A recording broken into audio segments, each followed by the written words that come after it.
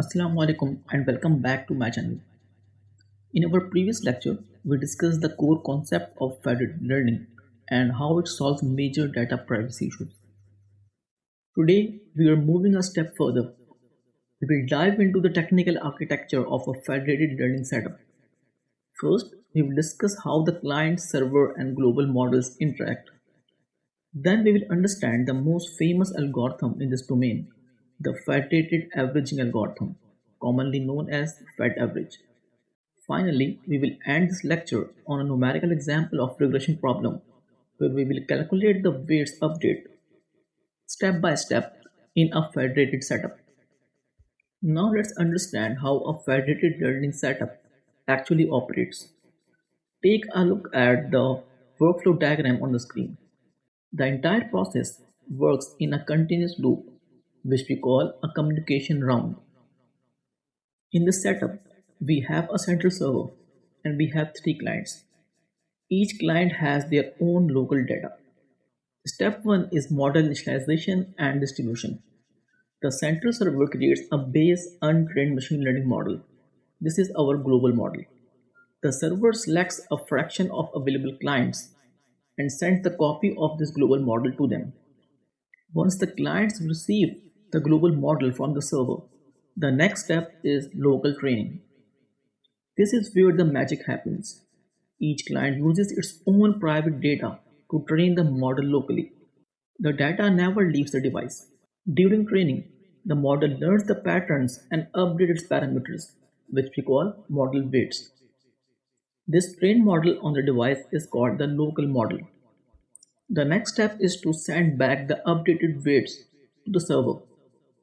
Before sending the learned weights back to the server, we need an extra layer of security. We apply techniques like secure aggregation or homomorphic encryption. This masks the weight so that even the server cannot reverse engineer your private data by looking at the mathematical updates. Once your parameters or weights reach the server, the final step is global aggregation. The server receives the encrypted local weights from all the participating clients and it combines them to create a new, smarter global model. This new global model is then sent back to the clients and the round 2 begins. After several communication rounds, the global model is able to learn the patterns in the data that resides at the local client's machines. Now let's look at the formal algorithm for federated averaging. This is the exact pseudocode you will see in research papers and textbooks.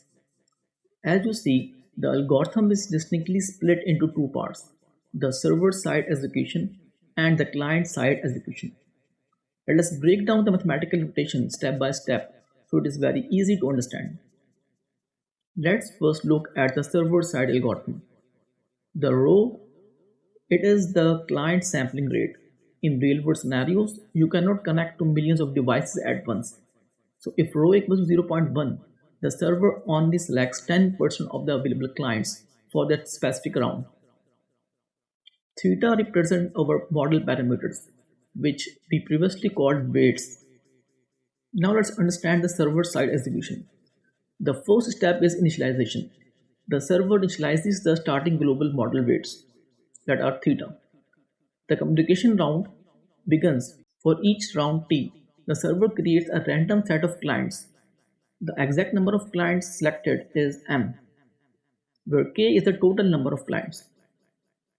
For each selected client K in the set S, the server sends the current global model and trigger the client update function to run in parallel on devices.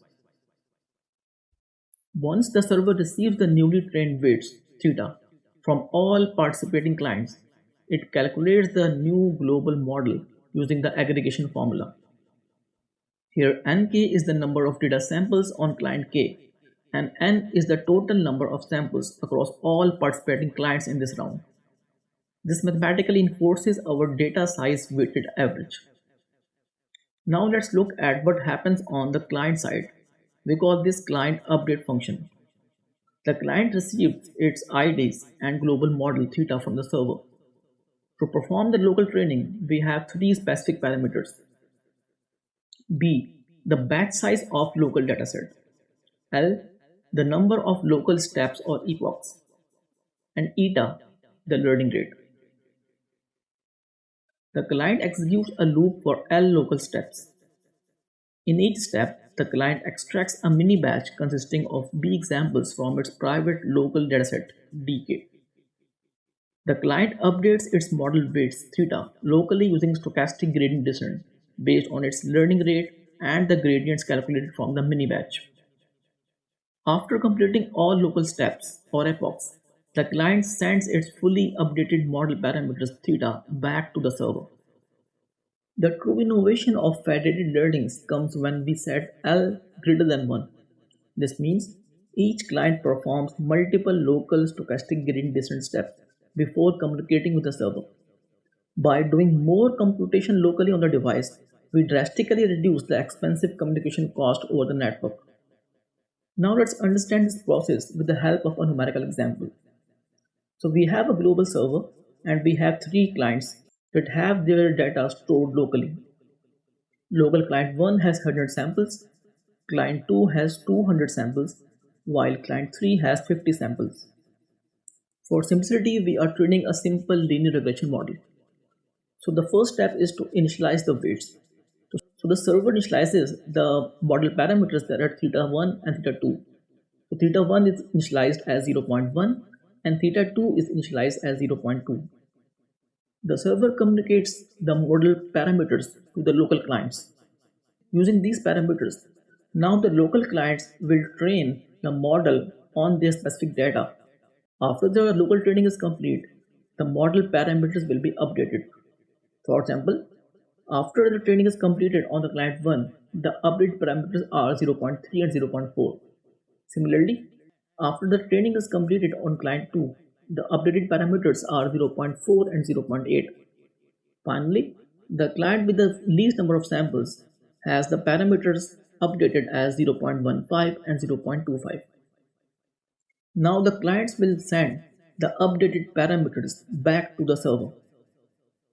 And here comes the global aggregation step.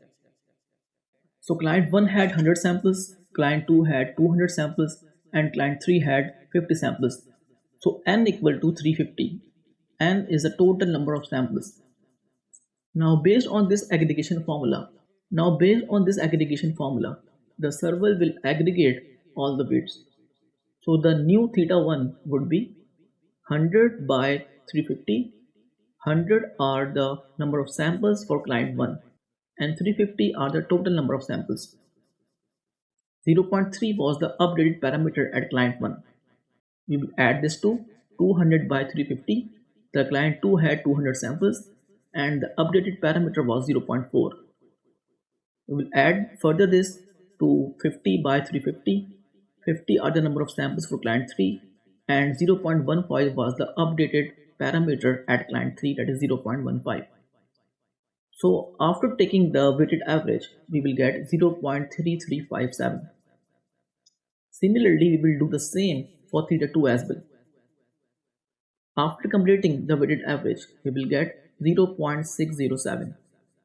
So the theta 1 and theta 2 parameters are updated. Here you can see that the client with the most number of samples is contributing more to the weight updates. So the new weights are closer to the values of the client 2. We will discuss about the client drift and other issues of federated learning in the coming videos. So that's all for today.